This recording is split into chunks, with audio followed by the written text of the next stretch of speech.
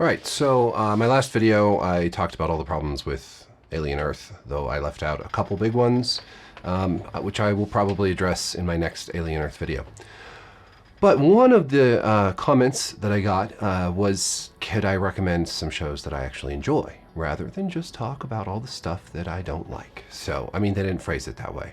It was a very nice comment, but I do make a lot of videos about things I'm very critical of, I think partly because there's just usually, I find more to talk about, because when you have a lot of complaints about something, it's just easy to have a lot of ideas. The first one, so we're going to talk about a few different shows here.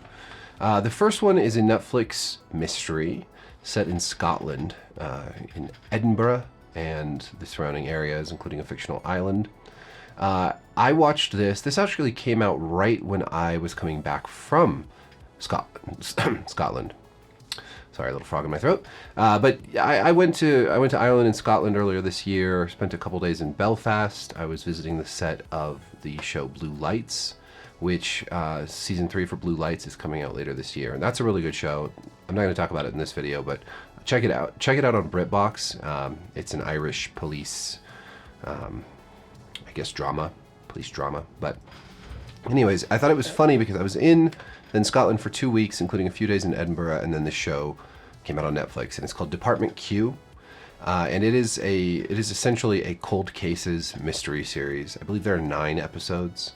It follows a guy named Carl Mork, played by Matthew Good, and he is a very curmudgeonly, very antisocial, sort of unlikable, but actually pretty likable type character. You know the type in these procedurals, in these police dramas.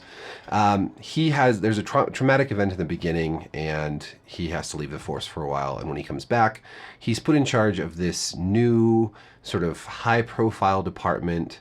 I guess I should say it's high-profile because they want to get, for political reasons, they want a big case that can make good headlines for the Edinburgh Police Department.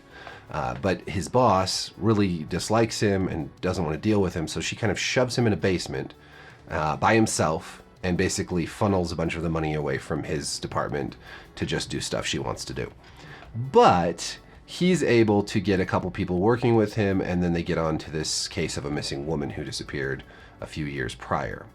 And it kind of unfolds from there. It's actually a little over the top at times. I feel like the motives for the bad guys and kind of the whole situation was just a little over the top.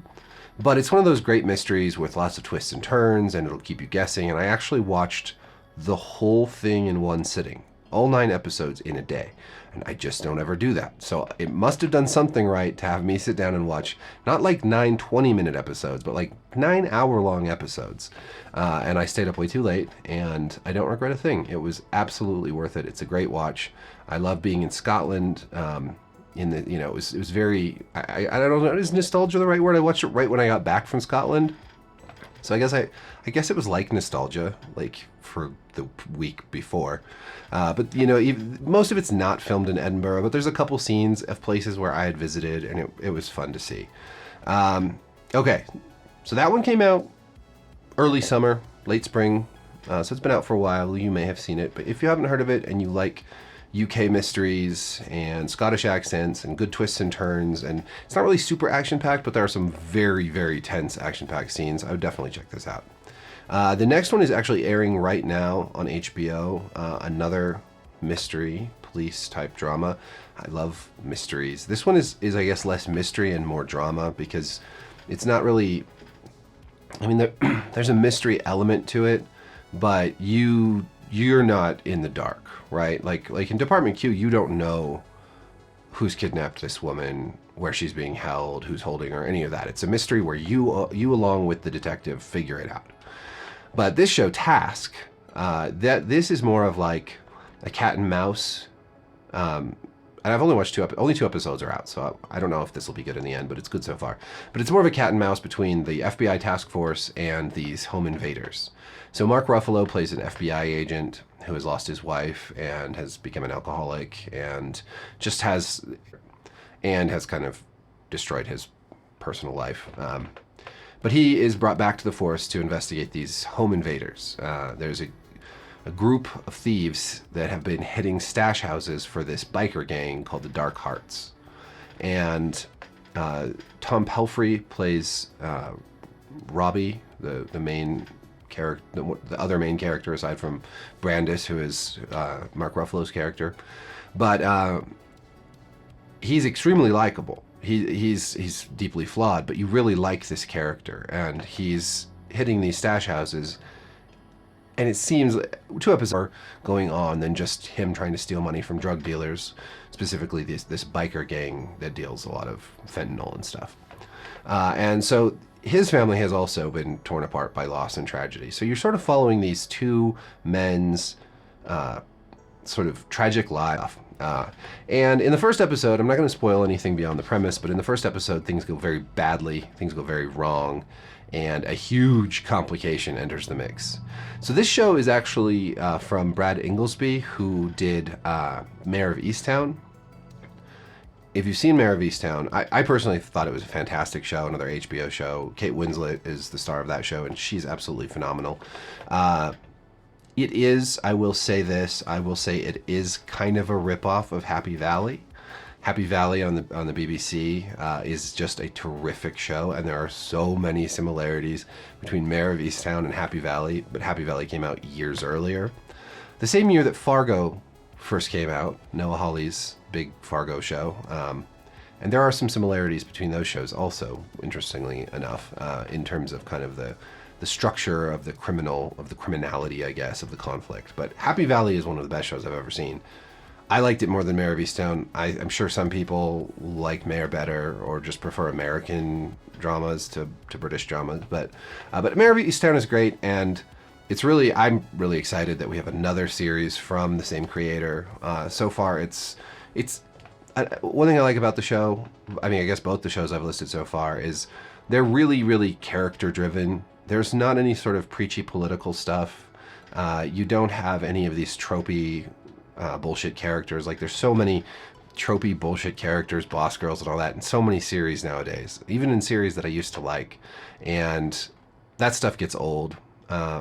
So apolitical, character-driven stories or mystery-driven stories are just right up my alley. And this feels like classic sort of, I mean, I'm not going to say it's like classic HBO, like Sopranos or The Wire, but like really focused on characters, drama, creating real lived-in worlds and complex people, and I think it's great.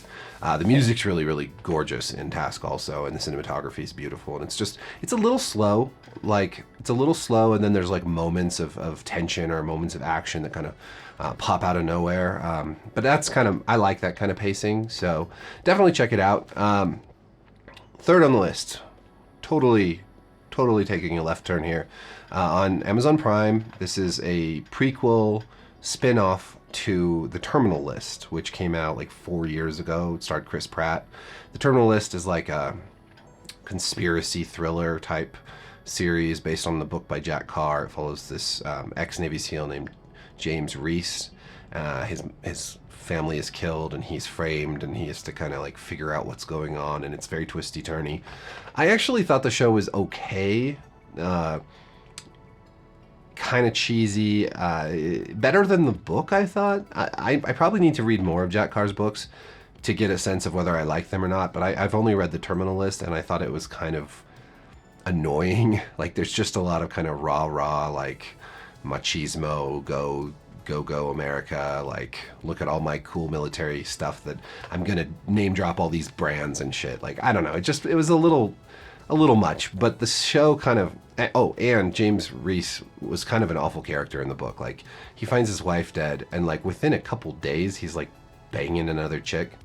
Anyways, the show kind of sanded down those rough edges, and it was okay. The Terminal List Dark Wolf follows Taylor Kitsch's character, Ben Edwards, who's in the first season, but it's 7 years prior. So he's a Navy SEAL at the start of the show, but events in the first episode lead to him and another Navy SEAL, Rafe Hastings, played by Tom Hopper, to get booted from the SEALs and sent back to America. But along the way, they're waylaid by this by this guy named Haverford, who is a big spy chief in the CIA, and he has got a mission for them. He needs a couple shooters to join his team in this mission to prevent Iran from getting nuclear technology. And what follows is like a really awesome show. Actually, it's so surprising. I like it so much more than the first season. Partly, I don't know if I would have. I like Chris Pratt, but I don't know if he was quite right for the role of James Reese. But more so, I like the style of this show more.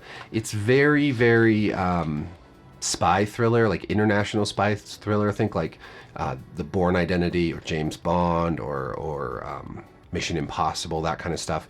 But it also feels very much like a Call of Duty campaign, and I love Call of Duty, like unabashedly. I'm a huge Call of Duty fanboy and play it all the time, and I like to think I'm pretty good at it, and I play all the campaigns, which I know a lot of people don't. But this show is like Call of Duty the movie, or Call of Duty the TV show. They're making a Call of Duty movie, and remarkably, they actually turned down Steven Spielberg, who wanted to make it because apparently he's a big Call of Duty player, which... Go figure, huh? I suppose he probably likes the World War II ones better. I wonder if he was going to make a World War II Call of Duty, which would have been cool, but they probably want to make like now that Paramount's making it, they probably want to make like a Modern Warfare or Black Ops or something, which is fine. That's cool. But Terminal List, so it follows Ben Edwards, played by Taylor Kitsch, and Rafe Hastings, played by Tom Hopper, who's a Rhodesian, but is in the U.S. Navy SEALs. I'm not sure how that works, but I guess if you move to the U.S. and you can, become a citizen or whatever and join the military. So the real star of the show, remarkably enough, is not Taylor Kitsch. It's definitely Tom Hopper. He's fantastic.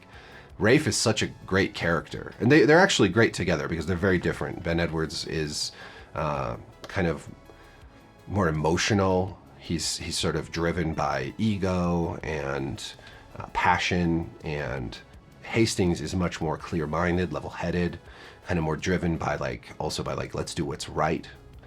So sort of more morally solid.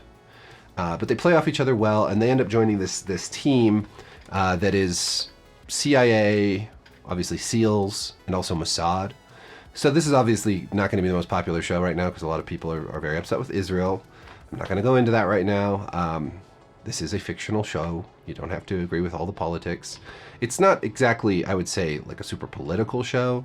It's more of one of those spy military thrillers where, there's betrayals and twists and, ambushes. Every single episode has a really, really fun action scene, shootouts in the streets of various European cities, chases through the subway, heists gone wrong, backstabbing, all this good stuff. It's really fun. It's not like really smart like Slow Horses or a show like that, but as far as like military spy thrillers go, I couldn't ask for more. It's great fun. So definitely check that out. There's, I believe, one episode left before the season finale of that. 5 more episodes of Task, and of course Department Q, which I talked about first, is all out already on Netflix. Same with the rest of the ones I'm going to talk about today. They're all out in full, so those are the only 2 that are airing right now. There's also some stuff coming up. I was going to talk about Slow Horses in this video, but I decided that I would save that because we do have season 5 coming up in like a little over a week, I think, maybe a little less than a week away. So the next one, Invincible. I want to talk about Invincible because I don't think I've ever really talked about Invincible on this channel. It's a superhero animated series based on comic books by the creator of The Walking Dead, and it's fantastic. It's so much better than The Boys. Like, The Boys, I thought started out really good, but now The Boys is just really trying hard to be edgy and very like modern day politics. Like, I started watching Gen V, and Gen V season 2, the first, I believe, 3 episodes are out now, and right off the bat, it's just so like modern day issues, like the woke agenda and all this stuff, and I just find that it gets that stuff gets a little too on the nose, and then the humor of The Boys is very, very juvenile, and it's like when they do tackle serious issues, and I talked about this with season 4, a lot of the serious issues they kind of bungle it. There was a whole like pretty serious sexual assault scene against one of the characters in season 4, and they played it off as a joke, and I thought that was really weird.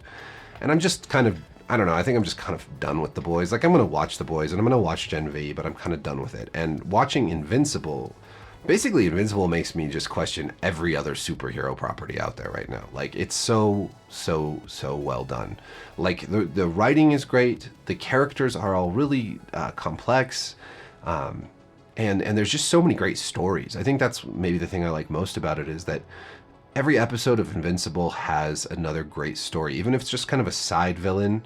Like, the conflict is really juicy and meaty, and like there's always something. You know, the main character, Invincible himself, is almost invincible. He's not completely invincible, but he's close, and yet he's constantly encountering struggles that are very difficult for him to overcome. Whether those are interpersonal stuff with his family, with other superheroes, or whether it's just a villain that really challenges his powers. They just do such a good job. And basically, I bring up The Boys because if you haven't seen Invincible, it's a similar concept in that there's superheroes all over the place. They're common in the world, and one of them, I don't really want to spoil it, but similar to Homelander, like, one of the main characters is kind of an evil villain. But unlike Homelander, who is a mustache-twirling villain who is now basically like an analog for Trump, the villain in Invincible is much more shades of gray. You find yourself, at first you think he's just going to be pure bad, and the show leads you to believe that. But over time, you really start to see him develop. And okay, it's Omni-Man. I'm not going to keep saying the character. Omni-Man, who is Invincible's father. And there's a whole, like, Superman and analogy going. Like, the Viltrumites are where Omni-Man is from. This empire of superpowered beings that's conquering the whole universe and has sent him to conquer Earth. So there's, like, it kind of reminds me of, it's supposed to remind you of Superman, but like if Superman was evil but it just goes beyond that. It doesn't just posit like, what if Superman was evil? It's like, what if Superman started out evil, pretending to be good, but then started to change and actually come around to being maybe good. Maybe. It's not really black and white. The fight scenes are terrific. The animation's great. It's just and season 3 was maybe the best season so far. It's got a terrific voice cast. A lot of the actors from The Walking Dead, actually. Steve Yeun plays Invincible, who is Glenn in The Walking Dead. And season 3 really just like amps up everything. It's crazy. It's just absolutely...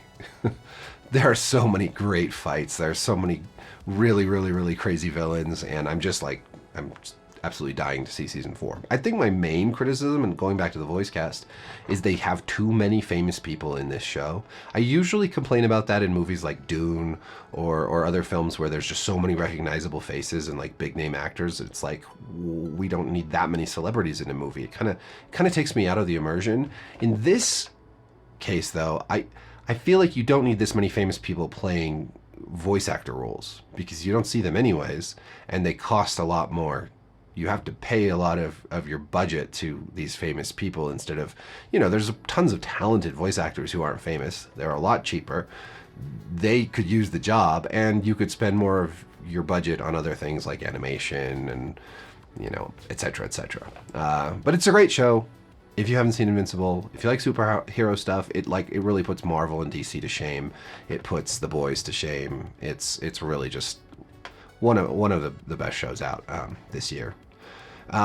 Switching gears a little bit, I wanted to, since I don't think I ever made a video about this, and I've talked about a lot of shows on this channel that have come out this year, like Severance, like Andor, really great stuff, The Pitt, all of these shows, and I could list them in this video, but there's stuff that I've covered, so I didn't really want to do that. But The Studio on Apple TV. The Studio is a Seth Rogen production. He plays the main character. He plays Matt Remick, yeah. Matt Remick, who becomes the chief of this fictional movie studio. It's the job he's always wanted. He loves movies, but he's kind of a Michael Scott-like character. He's kind of an idiot. I will say before I go any further, I'm not a huge Seth Rogen fan. Like, he's fine in small doses, but anything more than that, I find that he's just very obnoxious. That's just his kind of humor, and it's just like you either find someone funny or you don't. But even though he plays an obnoxious character in the studio who's always making an ass of himself, I love this show. It's hilarious. It just won a bunch of Emmys. I think it's the most Emmys for a comedy ever, and it absolutely deserves them because it's not just funny. It's really well written. It's extremely well filmed. The cinematography is phenomenal. It shoots everything in oneers, but not like Adolescence, which is like one oneer for the whole episode. It's like very long shots, right? A oneer is just a one take shot where you're not like cutting between people as they're talking. The camera follows the action. There's actually the second episode, I believe, is called The Oneer, and the episode is about him, Remick, and his friends, his like colleague and underling and friend Saul, visiting the set of this movie where they're filming a oneer. They're filming, it's the last shot of this indie movie, and they're filming this oneer. It has to be just the right lighting, and he shows up. No one wants him there because they know he's going to do something to mess things up, and sure enough, he messes things up, and in very funny ways. But the genius of this episode, called The Oneer, about filming a oneer, is that the actual episode from beginning to end is just one shot, and it's brilliant. I honestly think it's. I thought Adolescence did some really cool stuff with its cinematography, and the oneers were really impressive, but this is better. I'm not gonna. Well, I will say, I think I enjoyed the studio more than Adolescence. I need to make a whole video about Adolescence. I thought about including that on this list, but I think there's just so much to talk about there that I'll save it. But this episode, just the conceit was so great. Like the idea that it's all about filming a oneer, but it's actually a oneer. So they're filming this oneer and showing you takes, these messed up takes as they're shooting this incredible one shot, chaotic, slapstick episode. There's so much going on, and it's amazing. It's amazing. I can't believe it was ever filmed. It's extraordinary. There's a lot more moving pieces. I guess in Adolescence, in the first episode, there's a bunch of moving pieces, and of course Adolescence is deeper and more dramatic, and it's incredible that the performances they got out of everybody. But the studio is just brilliant, and they spoof the movie industry. There's a great episode where they're casting for this Kool-Aid movie because they're making a Kool-Aid movie. There's a lot of running gags about this movie, but they're casting this episode, and they start to worry that they're going to be perceived as racist because they've cast Ice Cube as Kool-Aid Man, and they're like worried that Kool-Aid's associated with black people, and then they decide they need to cast everyone as black people in the show. Then they're worried they're going to be racist for that, and it's very much kind of poking fun at the progressive liberal tendency to just worry about diversity and how they're going to be perceived by people if they don't do it just right. So it's very clever, and the whole season is just brilliant. Bryan Cranston's in it. There's a lot of great Catherine O'Hara's in it. There's a lot of great cameos, and I can't recommend it highly enough. I've watched the whole season twice. It's that good. It's very funny. If you really hate Seth Rogen, though, you probably won't like it. So those are the 5 kind of shows from 2025 that are not ones that I've talked about much that I definitely recommend you check out. Department Q's on Netflix. Task is HBO. Terminal is Dark Wolf, and Invincible are both on Amazon Prime Video, and The Studio is on Apple TV, which also has some other good ones. I won't go into detail, but like Your Friends and Neighbors with John Hamm was really, really good. Really good sort of crime drama, spoof of the rich and powerful. And then finally, I want to talk about a show that I've been watching recently that didn't come out this year. In fact, I don't really know when this came out. It's an Australian show. It's a crime drama, similar to stuff like Breaking Bad, but if it was funny. And it's called Mr. Inbetween. And so 2018, there we go. So it premiered on FX in 2018. It's only 3 seasons long. The episodes in this series are about like 20 to 25 minutes long, I believe. They're very short. They're under half an hour. They're all under half an hour. And yet they pack in so much great story in such a really organic and natural way that you never feel like they're short episodes. Like, you never feel like, oh man, that episode like kind of ended abruptly. Like, I needed more of that. It's one of the most economically written shows I've ever seen. It follows a guy named Ray Shoesmith, played by Scott Ryan, and Ray is a hitman. He is a very chill, very likable hitman with some anger issues, and he has to juggle kind of his life working this, kind of dangerous and horrible job, along with his family life. He's got a father who he hates, who's living in a nursing home. He has a young daughter who he split up with her mom, so they share custody. His young daughter is super adorable, and their interactions are incredibly cute and wholesome. He's got his brother who Bruce, who is very ill and but is just a lovable man. And just the interactions between him and his friends like Gary are hilarious and funny and sweet and, like I said, wholesome. And then there's the whole crime element, where he's doing hits, but also he does a little bit of investigating, there's a couple episodes that are so intense and so like edge of your seat, heart pounding, like stressful, but really good. It's hard to describe. This show is really like nothing else I've seen, because it is very, very, very, very, very, very funny, but also has some stuff that will punch you right in the gut and leave you kind of breathless. I'm actually not done with season 3. I think I've like 4 episodes left. I binged through season 1 and 2 like so fast, but season 3, it's really good. But season 3, his daughter has gotten older. She's like 12, just entering teenagedom. And I was triggered. I was triggered by this season. Like, I had flashbacks of my daughter getting to that age and acting similar, and just how that felt really, it bummed me out. I started to feel bummed out instead of entertained. That's nothing wrong with the show. It's just personal, like my own personal shit. But I've gotten over it, and I've been watching it again, and it's fantastic. But season 2 so far has been the best, I think. It's had the best episodes, 2 of the best episodes. And but it's overall just a fantastic show. You'll love Ray. He's a great character.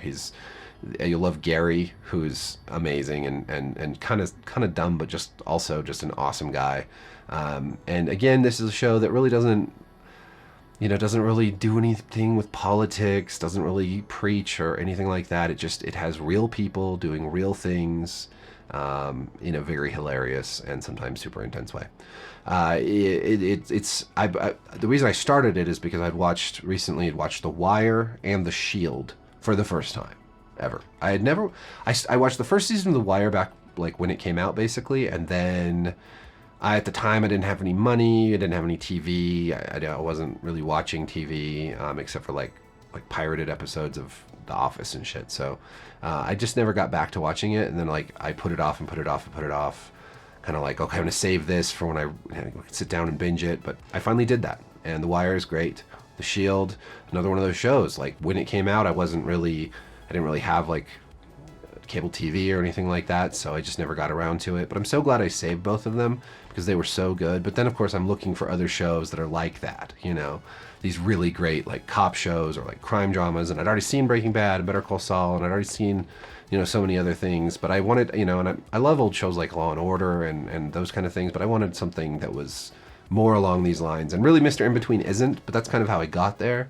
And I think you'll like it if you like crime dramas but want something that's also really fucking hilarious. So so those are 6 shows, and I could go on and on. People are always like, you just hate everything, you just complain. But I love a lot of things. I just I don't always write about them. Maybe I should. I don't always make videos about them. Maybe I should. I thought Wednesday season 2 was pretty good.